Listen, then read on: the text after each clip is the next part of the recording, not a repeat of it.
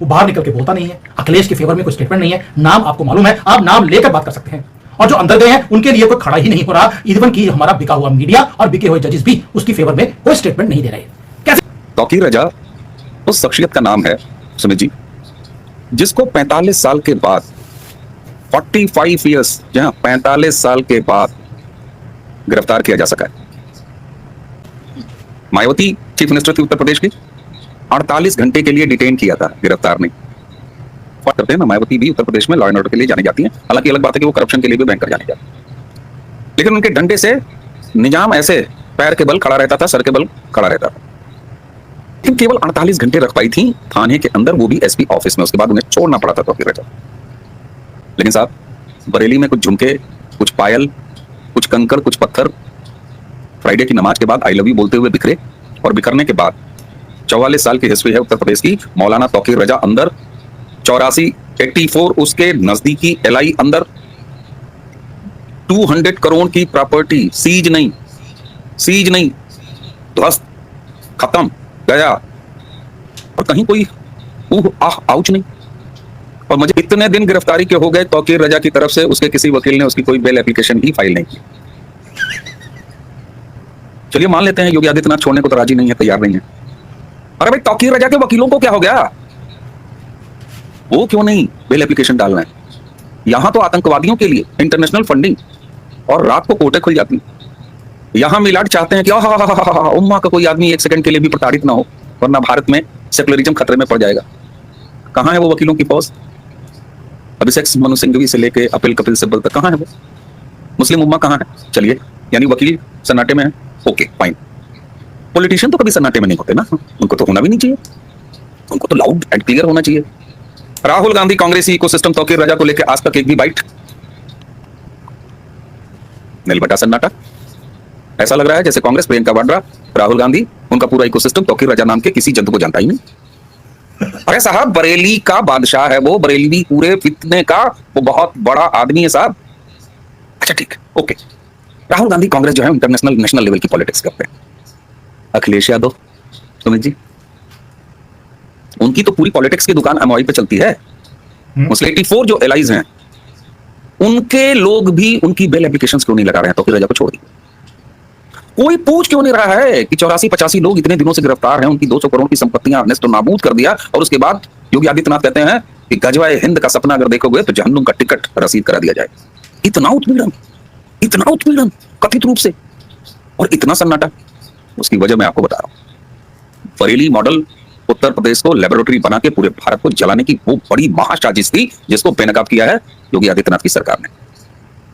जिस समय ये ऑपरेशन, अब मैं शब्द ऑपरेशन इस्तेमाल कर रहा हूं, सुमित जी आप गंभीरता समझ सकते हो जब ऑपरेशन शब्द में इस्तेमाल कर रहा हूं। बरेली में जुमे के बाद आई लव यू XYZ के बाद उतरी हुई भीड़, 390 मस्जिदें, पर मस्जिद 100 लोग हैं, यानी कुल मिला के 40,000 की भीड़ बरेली की सड़कों पर, दोनों हाथों में पत्थर, हर तरह के हथियार, हर तरह के पेट्रोल बम। दिल्ली दंगों को याद कर लीजिए, उससे भी बड़ी साजिश। और ये किया जाना था उत्तर प्रदेश में। क्यों किया जाना था उत्तर प्रदेश में? इसलिए कि उत्तर प्रदेश में ये सक्सेसफुली मॉडल लॉन्च करने के बाद भारत को तोड़ने वाले, भारत को दंगे में झोंकने वाले ये मैसेज दे सके पैन इंडिया कि हमने यहां करके दिखा दिया है, अब मैदान खुला है, पूरे भारत को जला डाला। आप सोचिए, अगर 24 घंटे भी बरेली का मॉडल बरेली में एग्जीक्यूट हो गया होता तो कितना समय लगता उत्तर प्रदेश के और शहरों में दंगा फैलने में, क्योंकि तैयार ये हमेशा रहते हैं, इनके घरों पर पत्थर हमेशा रहते हैं, इनके पास हथियार हमेशा रहते हैं, ये दंगाई हैं। आपने देखा है ऐसी तस्वीरें जिसमें छतों पर महिलाएं पत्थर तोड़ रही हैं और बच्चे आगे नौजवानों को पत्थर थमा रहे हैं। ये वो कौम है साहब। 10 दिन पहले से प्रशासन ये पता था कि ये तैयारी हो रही है।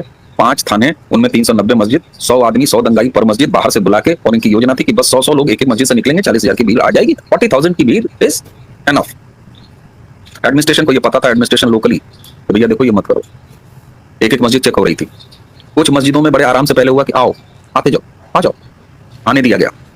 मस्जिदों में जब वो संख्या भर गई, उसके बाद फिर तहकीकात शुरू हुई कि इस मस्जिद में इतने सारे लोग, और एक एक के नाम है साहब, सारा दर्ज हुआ। फिर इकट्ठा किया गया, क्या करोगे? आई लव यू करेंगे। ठीक है, करो आई लव यू, लेकिन वहां नहीं जाना है। 3 मैदान दिए गए, 3 ग्राउंड्स दिए गए, यानी 40,000 मल्टीप्लाइड बाई 3। प्रशासन ने यह तैयारी की कि आओ बेटा, 11,000, 12,000 एक एक जगह आ जाओ। फिर तौकीर रजा पर आया मामला, क्या इरादा है? बोला नहीं साहब हम कैंसिल करते हैं। बोला हाँ कैंसिल कर दो, लिख के दो। उसके आदमी से लिखवाया गया, दस्तखत करवाया गया, फिर उसको छोड़ दिया गया। उस लेटर को बरेली एडमिनिस्ट्रेशन ने पहले ओपन कर दिया डोमेन में, और फिर इंतजार किया। ये मानने वाले नहीं थे। रात के 12:30 बजे व्हाट्सएप ग्रुपों में इसने फ्लोट कर दिया कि साहब वो हमसे जबरदस्ती लिखवा लिया गया था, झूठा है, कल बिल्कुल बदस्तूर हम जाएंगे। तौकीर रजा ये जानता था, तौकीर रजा नहीं गया। तौकीर रजा को खोज रही थी भीड़। उसके बाद आई लव यू मोहम्मद और पुलिस ने मौका दिया कि चलो अब नारे लगाओ। इन्होंने नारे लगाए, पुलिस ने लाठियां तोड़नी शुरू की, और उसके बाद ये क्रैकडाउन हुआ। क्यों? क्योंकि जब कोई क्राइम इन्वेस्टिगेट होता है ना, तो उसमें आला कत्ल यानी वो हथियार, वो औजार, वो चाहिए होता है। अब बरेली एडमिनिस्ट्रेशन के पास क्या क्या था? नंबर्स थे। मस्जिदों में आए हुए पर मस्जिद 100 लोग। कहां से आए? कोई कहीं से आया, कोई कहीं से आया। बरेली से उनका कोई ताल्लुक नहीं। क्या करने आए थे? कोई मरकज था नहीं, कोई आयोजन था नहीं। फिर क्यों आए थे? यानी दंगाइयों को जुटाया गया। पहला सबूत दर्ज पुलिस के पास। उसके बाद हथियार कौन से? आपको पता है, अवैध बैटरी खाना, उसके ऊपर घरों पर पत्थर, ड्रोन के शॉट, ड्रोन से सारी तहकीकात, सारी वीडियो रिकॉर्डिंग्स। आपके पास दंगाई, आपके पास तैयारी, आपके पास तैयार करने वाला नेता, उसको अंजाम देने वाले 84 लोग जो अंदर हैं, सारे के सारे सबूत आपके पास हैं। अब इसके बाद किस अदालत में आप जाएंगे कि सर हमें जमानत दे दीजिए, इसलिए जमानत की एप्लीकेशन नहीं आ रही। और इंट्रोग्रेशन का वो लेवल है, पुलिस कैसे इंट्रोगेट करती है। हमारे दर्शक बहुत समझदार हैं, वो जानते हैं। चीखें निकल रही हैं साहब, चीखें, और चीखें निकल निकल के इंटरनेशनल लेवल के वो नाम आ रहे हैं, वो फंडिंग्स आ रही हैं, उन फंडिंग्स के सारे ट्रैक आ रहे हैं, वो पॉलिटिकल नेताओं के नाम उगले जा रहे हैं, और सब कुछ वीडियो रिकॉर्डिंग पे हो रहा है, सब कुछ दस्तावेजों में दर्ज हो रहा है, वकील बैठाए गए हैं, डॉक्टर बैठाए गए हैं, और ये क्रम लगातार जारी है क्योंकि मरीज जरा ज्यादा संख्या में है। 89 मरीज हैं साहब, 90 के आसपास मरीज हैं। ये वो मॉडल है जो योगी आदित्यनाथ, और मैं आपको बताऊं, जब ये सारा ऑपरेशन चल रहा था, एक कंट्रोल रूम लखनऊ में था, और central government ministry of home affairs और सीधे प्राइम मिनिस्टर ऑफिस इसको मॉनिटर कर रहा था, क्योंकि एक्शन योगी सरकार को करना था, इसलिए फ्रंट पर योगी सरकार और उनकी पुलिस थी। इसीलिए इस एक्शन को करने के बाद योगी आदित्यनाथ आपको और फायर ब्रांड दिखाई दे रहे हैं। याद कीजिए, ये ऑपरेशन सक्सेसफुली कर लेने के बाद उन्होंने चंडमुंड कहा, ये ऑपरेशन सक्सेसफुली कर लेने के बाद उन्होंने गजवाए हिंद को जहन्नुम का टिकट रसीद कराया। ये कर लेने के बाद ऑपरेशन सक्सेसफुली उन्होंने कहा, एक मौलाना था कहता था कि या वाह, यानी मौलाना का काम वो लगा चुके थे, उसके कारिस्तानी का काम लगा चुके थे। हमें ईश्वर का धन्यवाद देना चाहिए, और अपनी दोनों उंगलियों को हम तमाम भारतीयों को प्रणाम कर लेना चाहिए, खासतौर से उत्तर प्रदेश। आज उत्तर प्रदेश ने पूरे भारत को बचा लिया है जलने से। आज पूरा भारत जल रहा होता, मजहबी दंगों में जल रहा होता, और यही गिद्ध राहुल गांधी तब खामोश नहीं होता, यही अखिलेश यादव तब खामोश नहीं होता। आप समझ रहे हैं अब बरेली में क्या हुआ है?